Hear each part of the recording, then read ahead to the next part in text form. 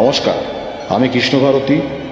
প্রত্যেক মাসের মতনই আগামী 7ই মে মঙ্গলবার বৈশাখী অমাবস্যায় উপস্থিত থাকছি তারাপীঠ মহাশ্মশানে।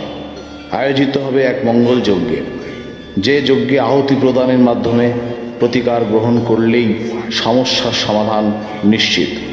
কর্ম, ব্যবসা, প্রণয়, দাম্পত্য, শিক্ষা, গুপ্তশত্রু, অবাধ্য সন্তান, সমস্যা যাই থাকুক নিশ্চিত সমাধান হবেই।